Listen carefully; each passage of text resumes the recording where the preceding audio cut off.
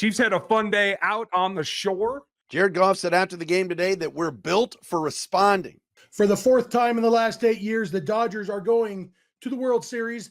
The New York Liberty are WNBA champions. You beat another rival. You're 6-1 on the football season. The Locked On Podcast Network presents the Big 6 in 60. The 6 biggest national sports stories from the local experts of the Locked On Podcast Network.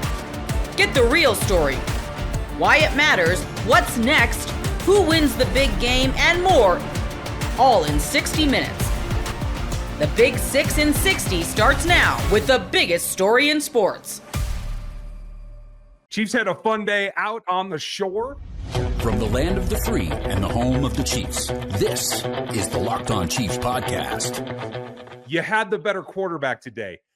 It was ugly quarterback play for the majority of the day, and this mirror right down the middle, Matt, actually stood out in just what they weren't able to do in terms of their wide receiver cores, the ability of them to really stretch the field. Neither had a lot of success. They both ended up running one in, although Purdy's was in garbage time. This was not really a rematch of that Super Bowl. This is two teams going in opposite directions, and the Chiefs are 6-0. Is that the biggest takeaway that we should have today? Yeah, and certainly as the game progressed, it certainly didn't feel like a Super Bowl rematch because these two teams were so banged up, especially offensively. Neither one of them was at full power, and they lost assets during the game that made it more so. But you're right, Ryan. I mean, you look at it, the stat lines for these quarterbacks, neither one of them is particularly pretty. 2 interceptions, 3 interceptions. Best passer rating of the day was a 44.4. Nothing was pretty about it, but hey, and they both had a couple of rushing touchdowns. But it comes down to making plays, and one quarterback was able to just make enough plays at the right time. And who do you think it was? Of course, it's Patrick Mahomes. Purdy had a couple of moments, but nothing like the highs that Mahomes did. And obviously, that run that he had with the ball fake, that's something only he can do. I mean, Lamar Jackson is faster and more elusive. He doesn't have to pull out any tricks.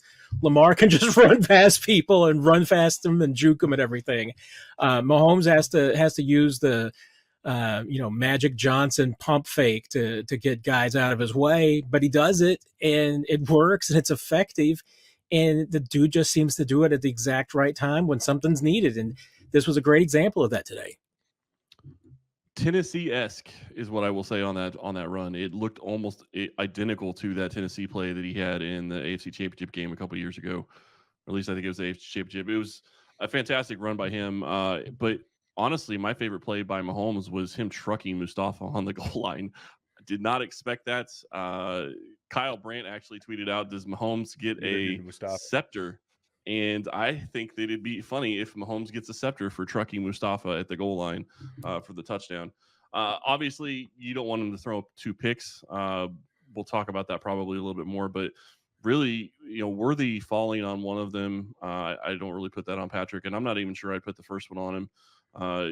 You got to get the ball through. You got to make throws. And that was a great play by the defensive lineman to get his hand up. So I thought Mahomes played better than his stats really show. And what really mattered was he made plays when it counted, or he made plays when it mattered the most. That run was a huge play, but there were several different throws, and Noah Gray kept coming up as well. So congratulations to this team for finding a way to win, going down Juju Smith-Schuster early in the game. The most important thing to me on that run, though, that was the difference between the Tennessee run, was that at least this time he didn't sacrifice his body. That's the important thing that Mahomes needs to do, is take care of yourself, especially in a game like this. It's as hard fought as it was, and guys were getting banged up. Don't take any unnecessary hits that you don't have to.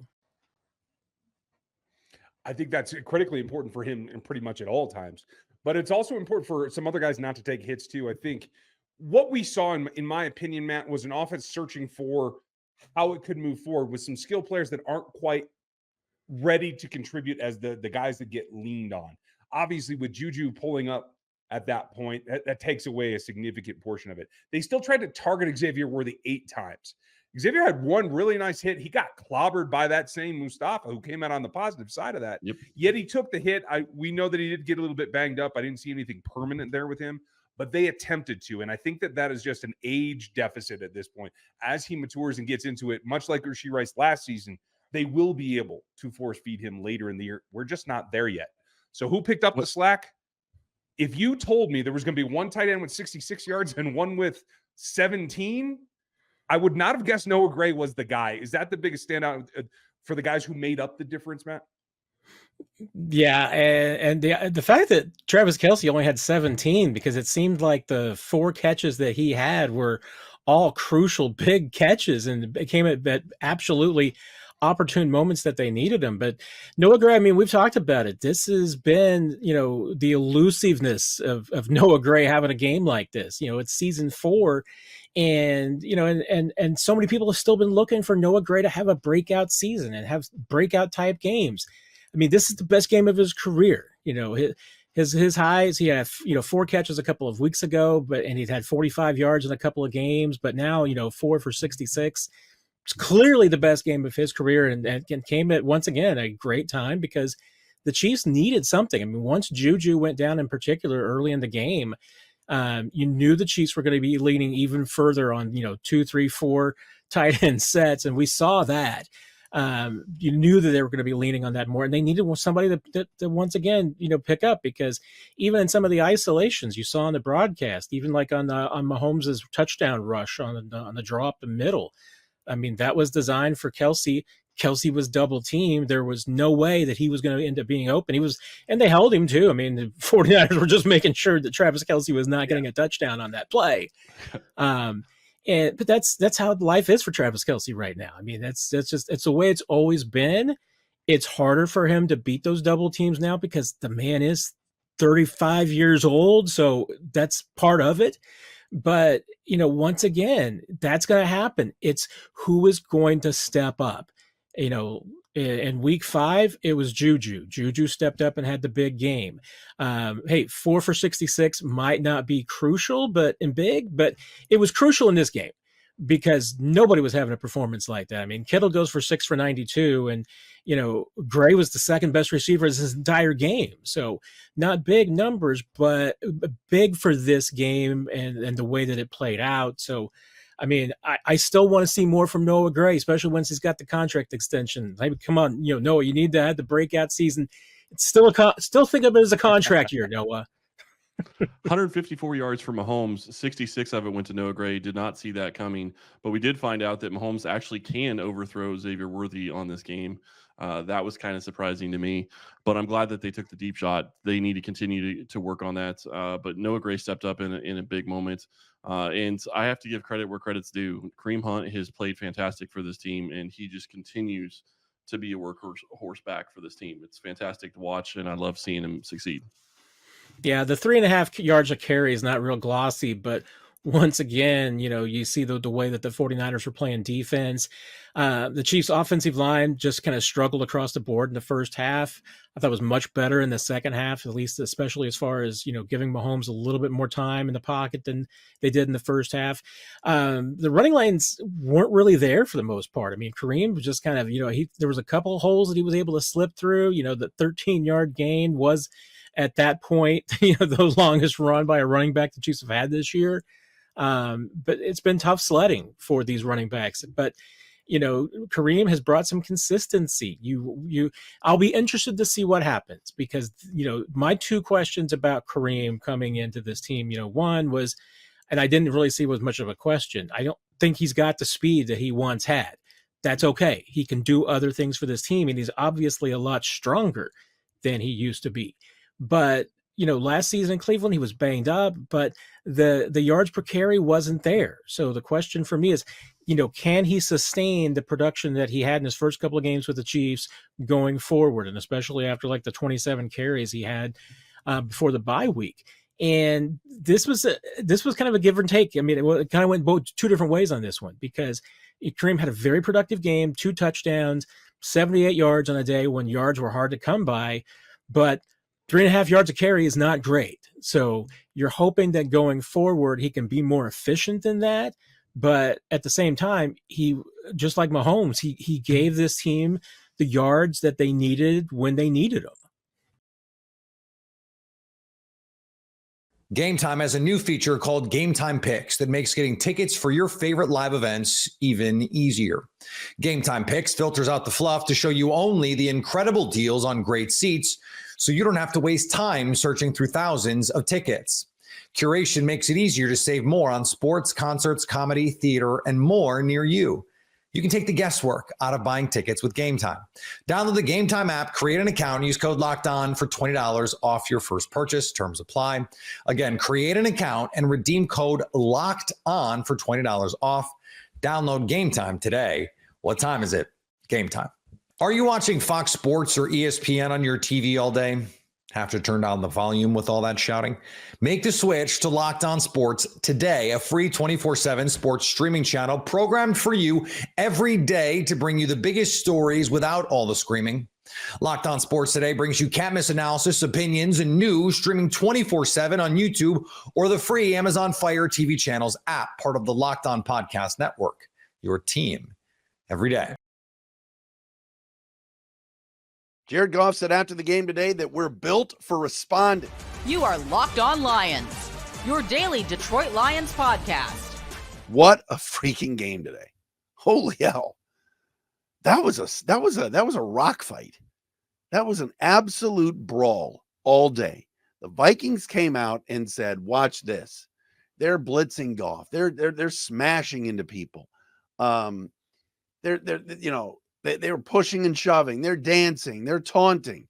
The Vikings were fired up to start this game today. Second play from scrimmage, Aaron Jones runs off left tackle. Terrion Arnold is nowhere to be found. No contain, no defender anywhere. It was 7-0 Vikings. Then the Lions try some silly fake punt. That got snuffed out. Will Reichard kicks a massive field goal. It was 10-0 before many of you were even biting into your sandwich. But what this team does is they don't quit. They don't lay down. And the Lions responded going on a 21-0 run to lead 21-10. And to be honest with you folks, if there's anybody left that doesn't like Jared Goff or doesn't think Jared Goff is the future here at quarterback, then you need to have your head examined. Oh, the blitzing Brian Flores, the blitz master. Jared Goff's like, bring it. Every look the Vikings had, you watch Goff at the line of scrimmage, checking, making adjustments, quick passes, changing the play to a run. He was phenomenal today. Jared Goff was the reason the Lions won. Yes, Jake Bates kicked well, and Dan Campbell had them ready, and the defense hung in there, and Jared Goff went 22 out of 25 for 280, 2 touchdowns, and a passer rating of 140. There have been like 4 quarterbacks in the history of the game that have had 3 consecutive games of a passer rating of above 140 in their careers. And now Jared Goff is on that list with like Roger Staubach and others. Jared Goff and Drew Brees are the only 2 quarterbacks in NFL history to have back-to-back games with completion percentages, 2 games in a season with completion percentages of 88% or better. Remember, Goff had the perfect 18 for 18 against Seattle, and now today, 22 out of 25. Does he throw an incomplete pass? Rarely. He's been that accurate. Watch some of the quarterback play around the league. Tune into the Colts and watch Anthony Richardson try to complete a pass. All right? It's not great. Sam Darnold, who stands back there and holds the ball for eternity, he's playing quarterback in this league. Look, Sam Darnold's having a good start, and the Vikings have a good team. But that was a rock fight today, man. You could tell Minnesota wanted this game. They're tired of hearing about the Lions. They're tired of hearing about how they can't win the NFC North. They wanted some respect. Put some respect on my name. I respect the Vikings. You got to hold this L, though, Minnesota. Hold it. Caress it. Cuddle it. It's an L. Lions took your lunch money today. 31-29. What about Jahmyr Gibbs today? 144 yards of total offense, ran for $116, including that touchdown run of 45 yards where he juked the defender. Oh, that was just nasty. Gibbs also caught 4 balls for 44 yards, ran for 116. So what a day for him. What a day for Jahmyr Gibbs. Man, what a game. Jake Bates, baby. Kicker list. Maybe it's gone. Maybe I should burn it. I'm not even reaching for it today. All of you on Twitter at Derry Speaks or at Locked On Lions, oh, burn your kicker list. I'm not even going to show it to you. I'm not even going to reach for it today. What a game. So many things to get into. We're going to hand out game balls. I want to talk about the defense in the second segment a little bit. Yes, I am well aware that the Lions had, what was it today? 4 sacks of Sam Darnold, but I don't know about you. I still think they've got to go get another edge rusher because I know Brad Holmes is taking his time. Brad Holmes is going to call some GMs. They're going to work on it. And yes, I know Max Crosby shared an Instagram post of somebody saying, come to Detroit. I get all that. It's going to take some time. But as the games keep going on and we're starting to see teams really in serious doo-doo here, the Saints have lost 5 in a row. The Browns are terrible. Tennessee's terrible. That's when you start making these calls, when these teams start deciding that they're going to lick the stamp on the season. But today, there was not enough pass rush on Sam Darnold. Yes, they got home 4 sacks. Yes, the last play of the game, Trevor Nowatzki sacked Darnold. By the way, and I need to take a drink of water here and spill all over myself. By the way, how is it the Vikings throw a pass with 10 seconds left? They come down and spike it with 1 second left. And as they're spiking it, they don't have 7 men on the line of scrimmage. They don't have, it's an illegal procedure. They don't have enough men lined up correctly. In every other rule in the NFL, at the end of a game, when a team has the ball and commits a penalty, every other penalty, whether it's pass interference, whether it's holding, whether it's anything, it's a 10-second runoff. 10-second runoff. And the game ends. But on this illegal procedure play, because they were all set and it wasn't a false start, and they spiked the ball with 1 second left, they push them back 5 yards and let them attempt a Hail Mary. Now, Nowatzki sacked Darnold. It didn't end up mattering, but my God, that's a horrible rule. Every other penalty is a 10-second runoff, except this one, because they were all set. They were just lined up improperly. That's BS. That pissed me off. I'm sitting there going, 10-second runoff, game's over. That officiating crew today, my God. I mean, every play, I'm waiting for a flag. Everyone. Poor Coyote Awoshika. In for the injured Kevin Zeitler today at right guard. He committed 3 penalties. That poor dude. Hey, and Taylor Decker. Oi, I can't wait to see his PFF grade tomorrow. Ouch. Rough day today for the big left tackle. But regardless, the Lions fought through all that BS and won the football game. Doesn't matter how you do it. And I said 23-21 Lions on Friday. It was pretty close today. 31-29. They continue. Ben Johnson and Jared Goff continue to lap Brian Flores. And Brian Flores is a terrific defensive coordinator. The Vikings came in 3rd in the league in scoring defense, only giving up about 15 points a game. Just over 15 points a game, and the Lions put up a 31 burger on them. That was tasty today. That was awesome. What a football game. For the 4th time in the last 8 years, the Dodgers are going to the World Series. You are Locked On Dodgers, your daily Los Angeles Dodgers podcast. Part of the Locked On Podcast Network, your team every day. And the Dodgers ran their game. They ran the series, scored 46 runs in a 6-game series. That is nearly 8 runs a game. And that is a recipe for success. They win the series 4-2. This game, they won 10-4, 10-5. I think maybe the Mets scored one in the last inning. I can't remember. Dodgers won by plenty and made it a little less stressful at the end, which was nice. All in all, just what a game, what a series, and very unique series for me. Obviously, if you're an everydayer, I haven't been around the last few days. I was on vacation with my family where there was no internet reception and no cable TV. We did have Fox, but all of these games were on FS1, so we didn't get to watch the games. So I sat in my car and listened to them on Sirius XM, and which was fun. Stephen Nelson and Rick Monday did a great job, and I love listening to games on radio. I was glad that I was back. I'm not glad the Dodgers lost on Friday. I would have rather had them just win the series while I couldn't watch, but it was nice to be home to watch this one because I love watching TV. I love watching baseball on TV. I love watching TV too. You can probably tell by looking at me. But I love sitting with my family. I sat on my couch in my living room with my two sons and my wife, and we watched the Dodgers win the National League for the fourth time in the last 8 years. What a game. What a series. There's so much to talk about here. First thing we got to talk about, I think mandated by law, is the NLCS MVP. That's Tommy Edman.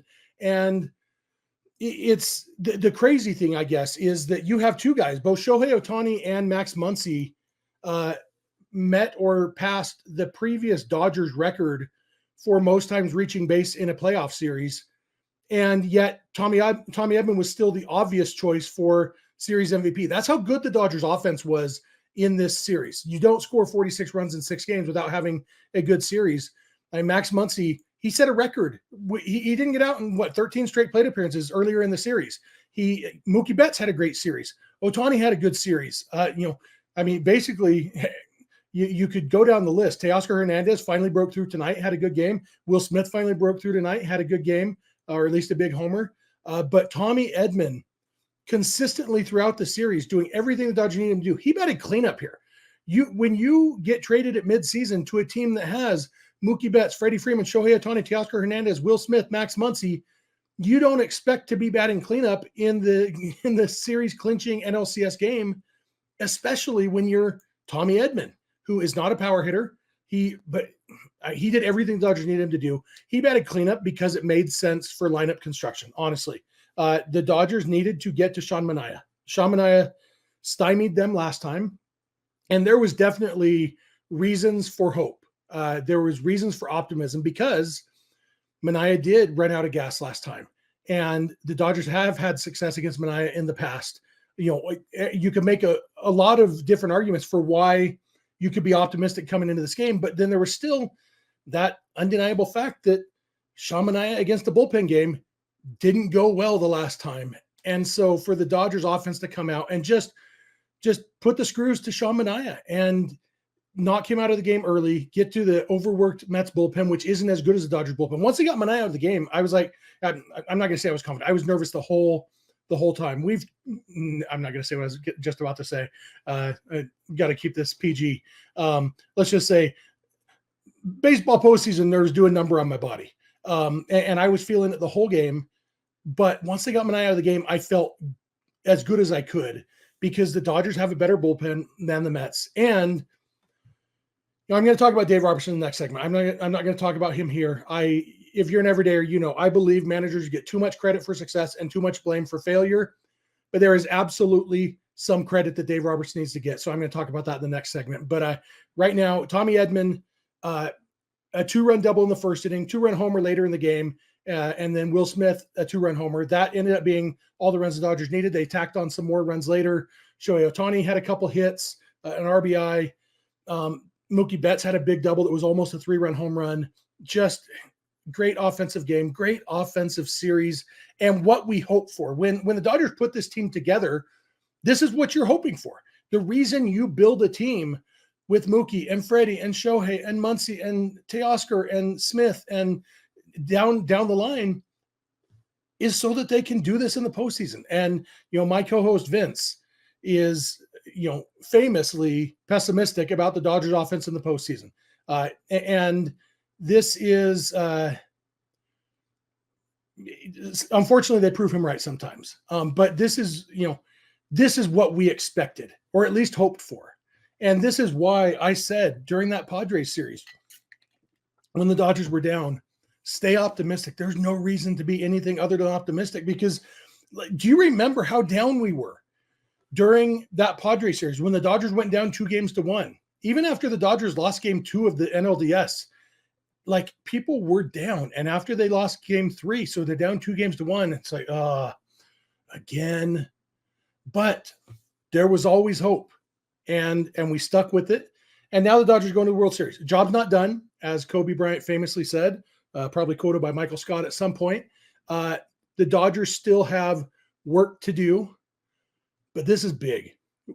Going to the World Series. Tommy Lasorda famously said, the best thing you can do in baseball is win the World Series.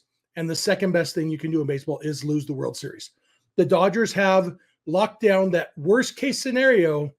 They will be the second best team in baseball this year. They will either win the World Series or lose the World Series. I like their chances. We're going to have all week. Unfortunately, the World Series doesn't start till Friday. Vince and I are going to have 4 episodes to talk about the World Series. So I'm not going to think too much about the Yankees yet because I'm still thinking about the win. But I like the Dodgers' chances. The Dodgers were the better team in the regular season. I think they are, who knows, but I like their chances, especially if they score almost 8 runs a game. I really like their chances. I've said previously, if the Dodgers score 9 runs a game, they will win the World Series. They tried to put that to the test in this series, and they came close. And in their wins, I think they definitely averaged over 9 runs, right? They 9 and 10. What was the other one? I think they had 8 in the other. I can't remember. All the scores run together. But I think they averaged about 9 runs a game. So we'll take it. You are Locked On Yankees, your daily New York Yankees podcast. Let's talk about the Yankees going to the ALCS. I do have one question for you. Mm-hmm. How many times have you watched Soto's home run? Because I'm up near probably about 750 since last night. Not even the home run, which is getting me. The baseball porn that's interested me is watching the whole at bat. Juan Soto has been the whole playoff series has been incredible. His whole playoff run's been incredible. Timely home runs, first inning hits. It's been really everything as advertised with him. But what's really been mad, what really was the whole package of what Juan Soto is the at bat as a whole, right? Spitting on pitches outside of the zone, seeing pitches last minute, fouling them off, and you see the shaking the head, staring the other pitcher down, like knowing exactly what is going to happen. He's the full package as a player, and we said it last night. I'm really not one for this when it comes to many players in sports, and there's not many you can really say it about.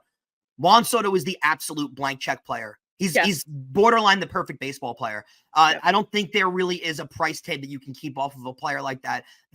Let's go over the exact notion of what was going on last night, right? You're talking about Game 5 of the American League Championship Series. For as much as people want to talk about the Yankees, a team that hasn't been to the World Series in 15 years, that has a chance to win their first American League Championship in Aaron Judge's tenure, in Garrett Cole's tenure, all of this going on, all the pressure under it, Hal Steinbrenner's in the building, Brian Cashman's in the building, and to have an at-bat that's that composed, to have an at-bat with that much calmness to him, without a raised heartbeat, anything at all, there's really no words to describe that. He basically went up there and was like, I'm going to do this. Like that was like basically with the confidence of a spring training at-bat. Unbelievable. Just as you said, the nodding and the swinging of his arm and, basically showing Gaddis that I know what you're going to do. So bring it, like, give it to me. And he fouled off all those breaking pitches. And then Naylor asks for the high fastball and Soto's right on it. And Soto's the type of hitter where so many of his balls look like they're going to be pop-ups and then they just keep carrying. And that was another one like last night with the way Thomas was playing it. Soto knew it because you could see off the bat that he knew it was going to go out. Yeah. Where the cameraman, it kind of seemed like they didn't realize it was going to go out.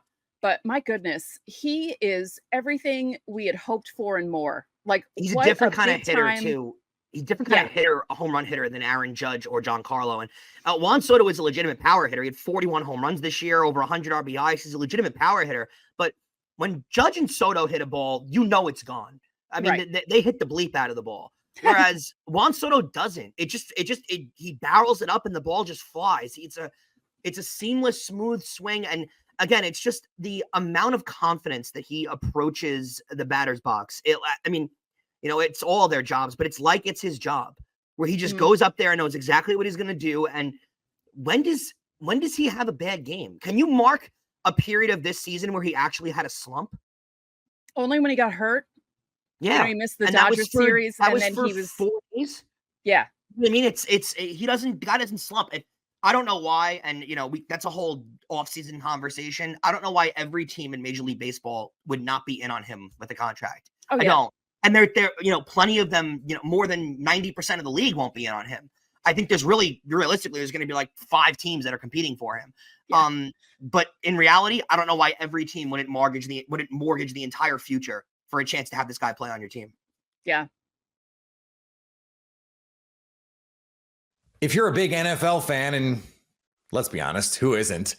And you're looking for a big return, look no further than FanDuel, America's #1 sportsbook. When you get a hunch in the middle of the game, you can check out the latest stats, view live, play-by-play, and so much more on the same page where you place your bets. Plus, you'll get started with $200 in bonus bets guaranteed when you place your first $5 bet. And you can take aim at the pair of Monday night football games. Yes, I said the pair. The early kickoff tonight features the Ravens traveling to face the Bucks. FanDuel likes the Ravens on the road by 3.5. 45 minutes later, the late game is the Cardinals hosting the Chargers. FanDuel again likes the road team, the Chargers, favored by 1.5. So what are you waiting for? That's FanDuel.com to get started. Are you watching Fox Sports or ESPN on your TV all day? Have to turn down the volume with all that shouting? Make the switch to Locked On Sports today, a free 24/7 sports streaming channel programmed for you every day to bring you the biggest stories in sports without all the screaming. Locked On Sports Today brings you can't-miss analysis, opinions, and news streaming 24/7 on the free Amazon Fire TV channels app or on YouTube, part of the Locked On Podcast Network, your team every day. The New York Liberty are WNBA champions. You are Locked On Women's Basketball, your daily podcast on women's basketball. Part of the Locked On Podcast Network, your team every day. I want to start with Jackie, your top of the mind thoughts. We have just spent so much time hearing from the players, from head coach Sandy Brondello, from the Minnesota Lynch as well, in what was a 67-62 overtime victory, high stress environment, loud environment. We're going to talk a lot about the Liberty segment 1, segment 2. Segment 3, we are going to talk about the Lynch because the Lynch had an incredible season and we need to talk about them and should talk about them. And we like to talk about them. So and Cheryl's presser too. And Cheryl Reeve's press conference where she left no thought unexpressed, as is the Cheryl Reeve way, in what was, and we've talked about this on the show too, a remarkable year for her and for that team as well. But Jackie, let's start at the end. Okay. And let's go back. Benijah Laney standing there as a champion. What was that like? What have we learned from Benijah Laney, champion tonight? Well, she was, glowing.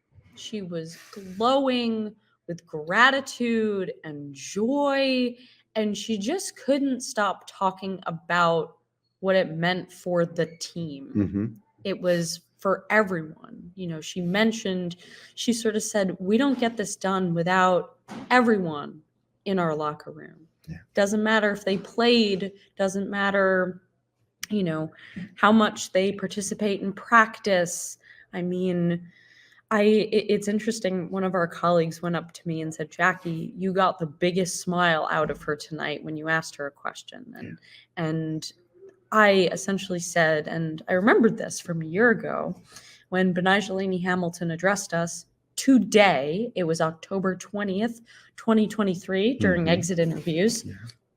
She sat right up here and she talked about how her niece, who I'm sure many of you have seen on social media, Little JJ, wiped away her tears after losing in the WNBA finals a year ago. And so I asked her, I said, so, okay, if JJ wiped away your tears last year, what did she do this year? You know, did she wipe away a different type of tear? And she just went into this whole monologue about this little girl. And apparently little JJ fell asleep. Can you imagine falling asleep in that game? I listen, I had young children who fell asleep in the most remarkable of circumstances. So I get it, I understand it, but my goodness, there's a lot to get to in that remarkable game. But again, I remember you and me talking. And the thing I said to you about Benijah Laney Hamilton back when she was just Benijah Laney was teams win championships with players like Benijah Laney. You don't win championships without them. It's Benijah Laney, Hamilton. Yes. That is Kayla Thornton, who is her birthday, by the way. Oh, what a birthday present for Turns her. out, you said that to me this morning. Wouldn't that be a great birthday as it turned out for KT? And it was. And again, I just want to go through a common theme we also heard throughout every player talking. They talked about the way the organization takes care of them. Kayla Thornton's parents are here. They're both retired now. They're here on a regular basis. The Liberty have made them feel like family. It's been really important to the Liberty to do that right. It is what Courtney Vandersloot was talking about when she spoke about her mom. And her mom passed away this summer. And the Liberty said, you need to take all the time you need. And you come back to us when you're ready to come back to us. And not every WNBA team does it that way or has done it that way. And that was a win-win because Courtney Vandersloot came back and was emotionally in a place to help this team. She was ready to help this team. She came off the bench. This is a Hall of Fame point guard. I don't think you can make a reasonable argument that there have been 5 better point guards in the history of this league than Courtney Vandersloot. And Courtney Vandersloot was willing to come off the bench to win her team a championship. And Cheryl Reeve has said multiple times that Sandy Brondello making that change was probably the best adjustment Absolutely. in this entire postseason. Because Leo Phoebus, who is in no way a rookie, although she is technically and legally a rookie. Yes. But she creates matchup problems that were not just a problem throughout this playoffs. They've really changed. I remember the conversations we had a year ago about this. And it was, what are the Liberty going to do to catch up with the quick guards that the Las Vegas Aces had? And instead, the Liberty had a different point. The Liberty had a scenario where they needed the we're back. It's a little bit of a wild scene here, as you can imagine. So the point I was making, do you remind me what the point I was making? The point you were making was how essentially the Liberty countered the quick guards of the Las Vegas Aces. Now you have to adjust to the Liberty. And by the way, to your point about Sandy, how critical was that big lineup she went to in the third quarter, which ultimately was decisive in this game? Niara Sabali, let's take a look at her stat line. 13 points on 5 of 7 shooting. 7 rebounds. Oh my God. A steal as well and a block. Niara Sabali, and everyone couldn't wait to sing her praise. I mean, what a beautiful, when I can just speak for myself. I'm curious if you feel the same way. Like in this business, it's really, you come to understand everyone is human. Yeah. And so they aren't villains, right? But you see individuals and you see their arc and you see how hard they've worked. Yeah.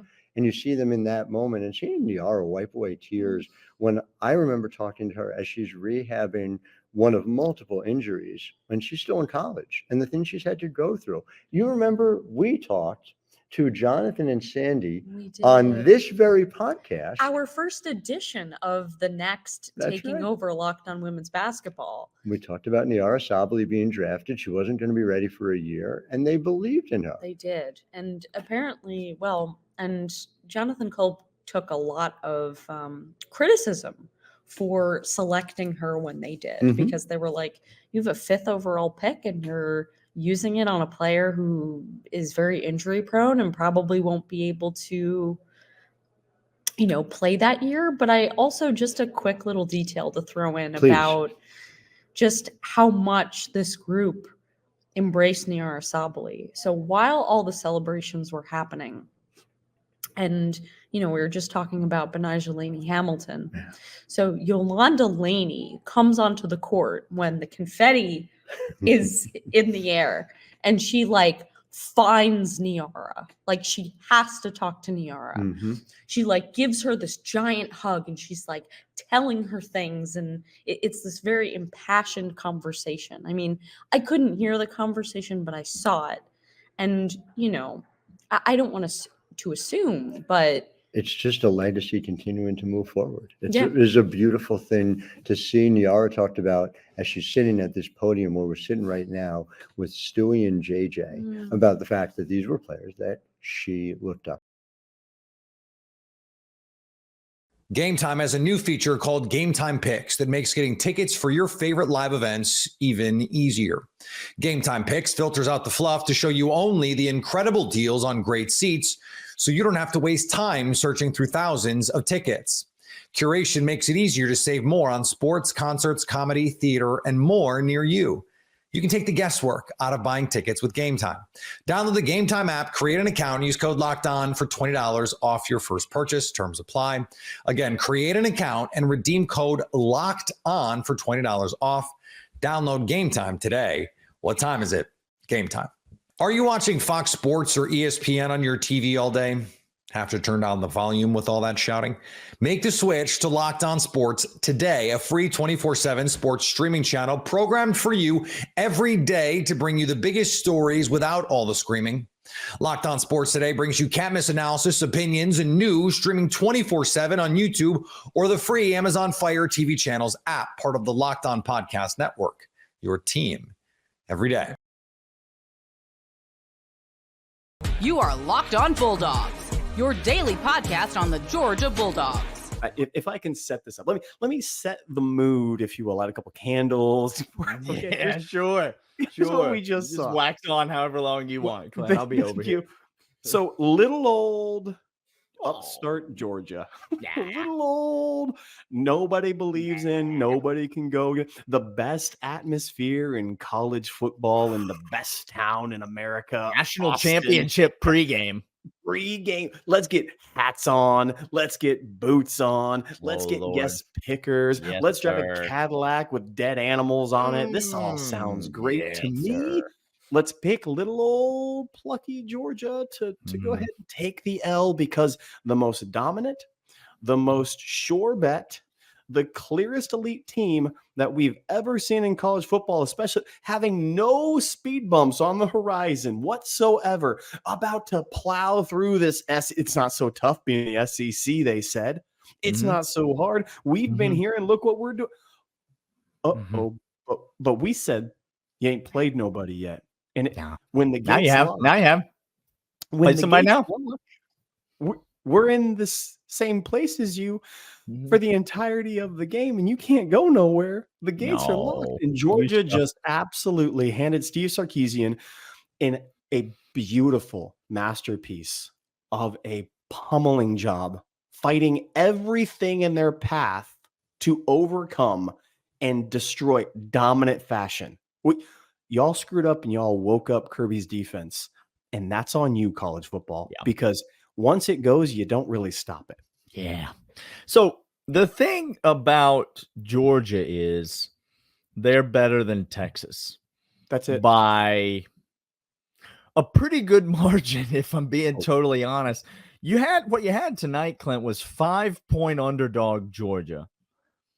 And they went ahead and went into there. And the biggest game in the history of DKR, by the way, is what I was told. My goodness.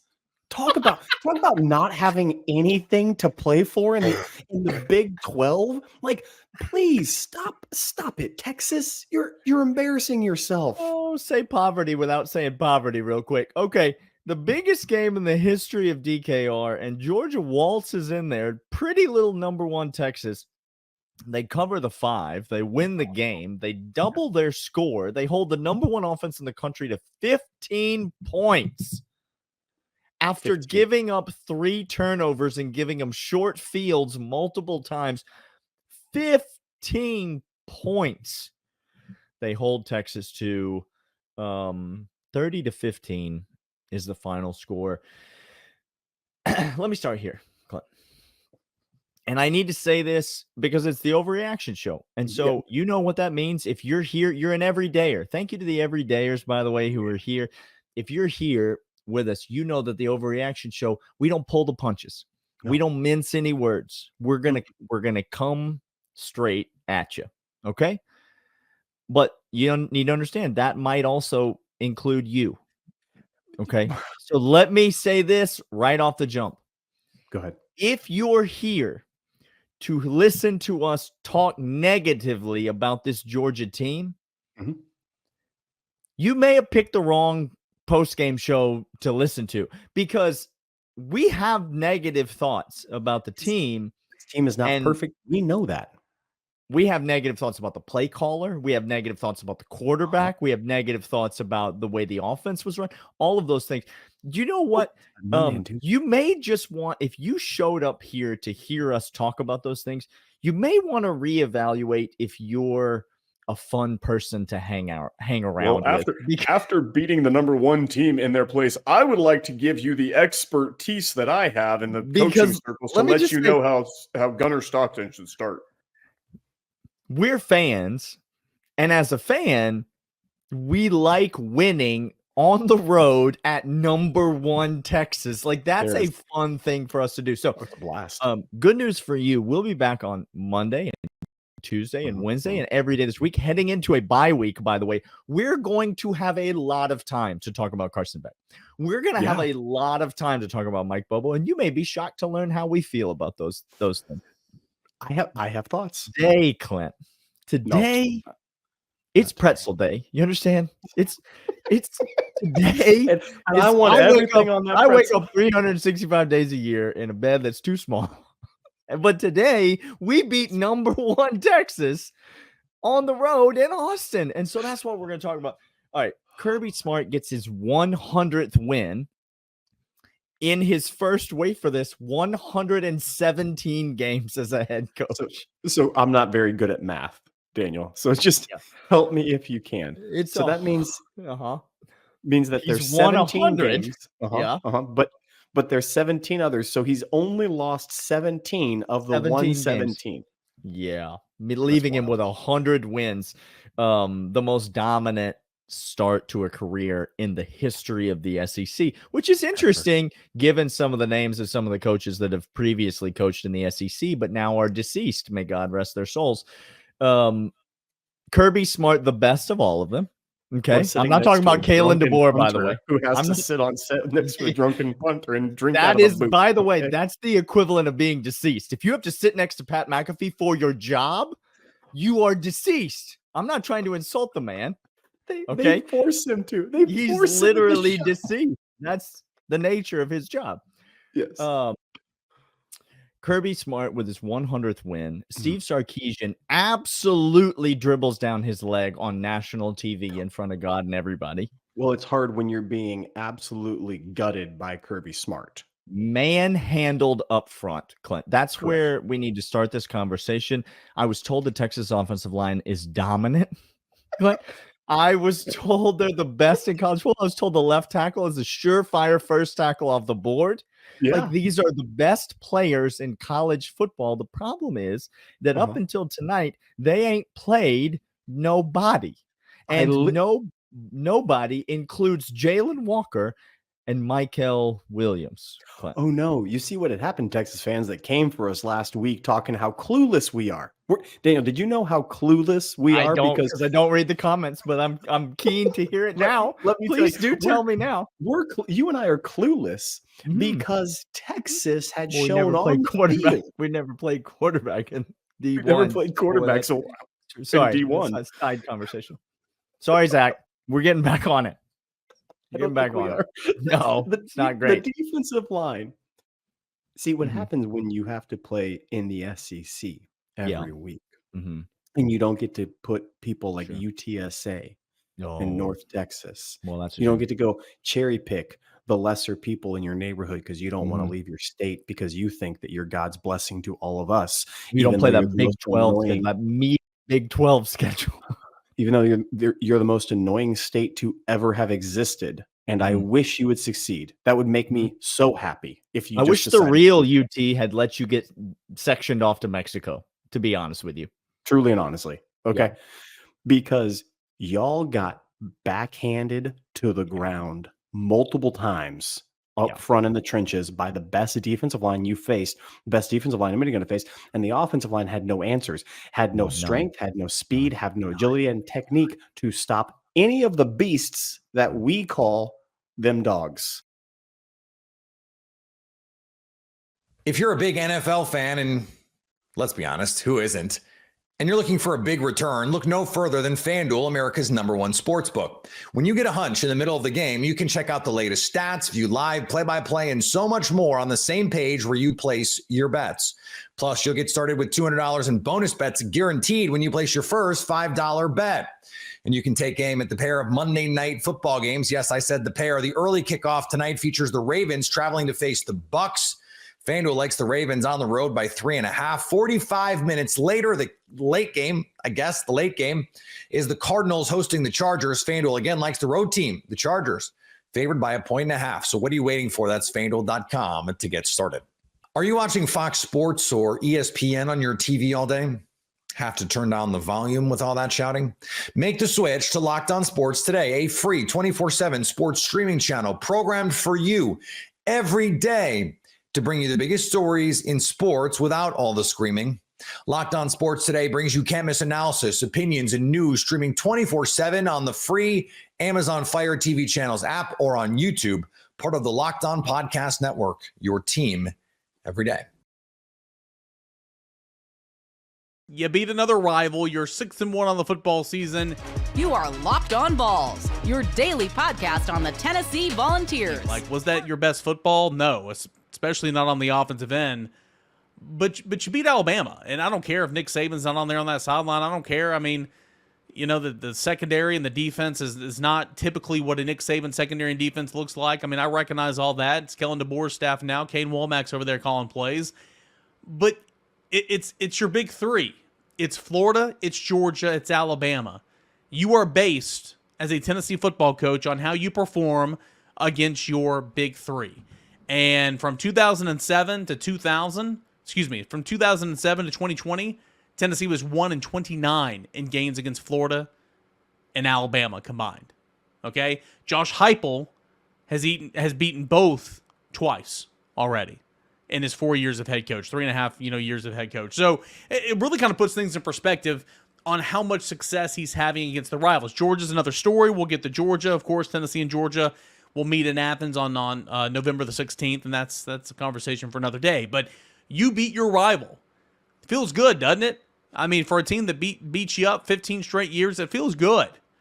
Tennessee's 6-1, 3-1 in Southeastern Conference play. You are right in the middle of college football playoff conversations. You are, in the field of play according to all these projections at On3 or ESPN or The Athletic or whatever. You're one of the 12 teams, or you're the first four out, or you're the, bubble watch. You're in that conversation, and that's great. And you're in that conversation because Tennessee's defense is elite. It's not because of Josh Heupel. It's not because of Dylan Sampson, although Dylan Sampson's doing everything he can. He's having a heck of a year. You are in that conversation because your defense is elite. Tennessee's defense, just spectacular the other night. You had Jalen Milroe, who I think when he's on, he's one of the better players in the country. I would not consider him on the other night. Thought he was very pedestrian in the pocket. 25 of 45 through the air, 239 yards, 1 touchdown. He ran for 41 yards, but of course, sacks had a loss of 30, so he netted only 11 yards of rushing on the game. No rushing touchdowns. I believe that's the first game this year, if I'm not mistaken, where he didn't have a rushing touchdown, or maybe the second. Tennessee did a great job against Jalen Milroe. Tennessee's defense held Alabama to a total of 314 yards. That is phenomenal. Held Alabama to 75 rushing yards. Held Alabama to 239 passing yards, held Alabama to a 3 of 14 clip on third downs. Alabama scored 2 touchdowns and 4 red zone trips. I mean, Tennessee's defense just continued to do what it did. It's continuing to do what it does, right? And, the defense, a stat that I think's pretty incredible, and I had this when I did my column the other day or yesterday over at VolQuest.com. Tennessee had back-to-back offensive possessions in the second quarter against Alabama that ended in interceptions. Remember, Nico gets hurt, exits the game. Play number 1, Gaston Moore comes in, it's 3rd and 6, throws it, or 3rd and 8, whatever, throws it, it's picked off. Next drive, Nico's back in there, he throws a pick as well. Just a horrendous decision there by Nico, and we'll get to that here in a moment. But in that second quarter, Tennessee had 2 series that ended in interceptions. The Tennessee defense responded by forcing 2 3-and-outs, 2 punts, 2 3-and-outs, allowing negative 15 yards, meaning they didn't allow a yard. In fact, they forced the offense back, negative 15 yards on 6 plays. How about that? Talking about complimentary football, how about that? Your defense having your offenses back. If you add in the drives where Tennessee missed field goals, couple that with the 2 interceptions, so essentially what I'm looking at is sudden change here. Those 4 series where you had sudden change, the defense had to get back on the field in a hurry. The defense allowed a total of 7 points on 81 yards on 26 plays following sudden change. In series following sudden change. That's winning football. That is winning football. In the past 3 games or 4 games, Tennessee has 3 stops at the goal line defensively. 3 takeaways at the goal line. Against Oklahoma, 1st and goal from the 5, you had a forced fumble. Against Florida, 1st and goal from the 1, you had a forced fumble. Against Alabama, 2nd and goal from the 3, you have an interception. Bend, but not break. Being put into bad situations and bailing your offense out. How about that defense, and how about Will Brooks? Will Brooks from Birmingham, Alabama. A shoestring tackle that saved a guaranteed touchdown on the first offensive series of the game for Alabama on a 4th and short QB sneak, and Milroe slipped out there. It was Will Brooks that had a shoestring tackle. If he didn't have that, boy, he'd still be running. He'd be running all the way back to Tuscaloosa. Nobody was around. And then, of course, the game-sealing interception for Will Brooks. How about that? Will Brooks as well, 8 tackles on the night, leading Tennessee. He continues to be Tennessee's best safety. Yeah, I said it. He continues to be Tennessee's best safety, and he continues to be one of the better stories, in my opinion, in college football this year. So the defense, can't say enough about you. You got tired in the second half. Understandable. Alabama ran 2 times as many offensive plays in the first quarter than you did, Tennessee. You continue to put your defense out there to dry, and they continue to come through for you. Alabama scored a couple of touchdowns because you retired, but overall defense came through as it has all year long, and that is the reason why you are in the college football playoff conversation. Now, quickly, we'll talk more, once we get into segment 3 stats and Caner grades, but offensively, offensive line, much improved. Nico was sacked 3 times. Offensive line still much improved. I think Lance Hurd gave up a couple of pressures. He gave up a sack. There was pressure from the right side a little bit. Regardless, much improved this game from the offensive line. In real time, I turned around to Austin, my coworker at VolQuest.com, and I'm like, hey, I'm excited to go back and watch the rewatch because I want to see how the offensive line perform, because they are not jumping out at me right now. And they did not jump out at me on the rewatch either. That means you're doing your job. Offensive linemen, officials, if you don't notice them, they're doing their job well. And I thought Tennessee's offensive line, far from perfect, but I thought it did its job pretty well. Nico has got to stop missing wide open receivers. Nico has got to stop making freshman mistakes. Those are my 2 things about him, man. I broke it down over VolQuest.com, and I charted every single throw. You can go check it out again at VolQuest.com. I charted every single throw, broke down, was it a good throw, bad throw, what was the defense doing, how many yards you got on that, all that and more. Several plays where, you watch the game, guys running wide open for the 2nd straight week. Everybody that's saying, what's wrong with our defense? What's going on? Miss Alex Golish, the scheme is broken. Scheme ain't broken, guys. Scheme is not broken. Tennessee had guys running wide open behind the secondary for the 2nd straight week, and Tennessee, for the most part, can't connect. You're close, but as I said last week, horseshoes, right? Doesn't matter. Horseshoes, okay? You're close, but no dice. No dice, and Nico missed at least 3 or 4 of those guys wide open. A couple of those would have been touchdowns. On the contrary, okay, I'll get to the contrary in a moment. The second thing about Nico, staring down receivers, throwing interceptions. That happened at NC State. That happened against Florida. Not eating a football, trying to throw it, get hit, pops up, pick 6. That happened against NC State. Okay? Those are young quarterback mistakes that you hope to learn from. And he will. But he hasn't yet. You know why? Because when he gets smacked off the playing surface and it looks like he is hurt, and then he goes into the tent, comes right back out, warming up, showing grit, determination. And I thought Nico grew up in the second half. I'll get into that here in a moment. And that drive, he's moving it. Offense has got rhythm. You're in the red zone, and you're out of the pocket, and you're a couple feet away from the sideline, and everybody on press row is like, yeah, throw it away. Throw it away. Yeah, throw it away. Yeah, throw it away. Well, take a step out of bounds. Take a step. Some people say, oh, you did that against Arkansas to end the game. Do it now. Take a step out of bounds. No, he forces a throw to try to get Brew in the back of the end zone, gets hit, the ball shoots up, and it's intercepted. That is a young quarterback mistake that you've got to move past, and he continues to make those. So that's the bad part about Nico. The good part about Nico, as I mentioned, boy, I thought he grew up in that second half. That dime to Chris Brazzell was exactly that. Dime. Throw to Dante Thornton down the sideline. Gorgeous throw. Gorgeous throw. Okay? And his receivers, Nico missed some throws, don't get me wrong. His receivers dropped 4, 2 of which would have been touchdowns in my opinion. His receivers dropped 4 passes. That cannot happen. So, passing game's closed. Dylan Sampson, I don't know why the run game is a little bit better in the first half. I don't know why offensively overall, you might as well start against Kentucky in 2 weeks, coming off the bye with a big old 3 on the scoreboard, because maybe that'll get the offense going. This offense used to be so great starting off under Josh Heupel in years past. That is not the case this year. Tennessee has not been a first quarter football team at all.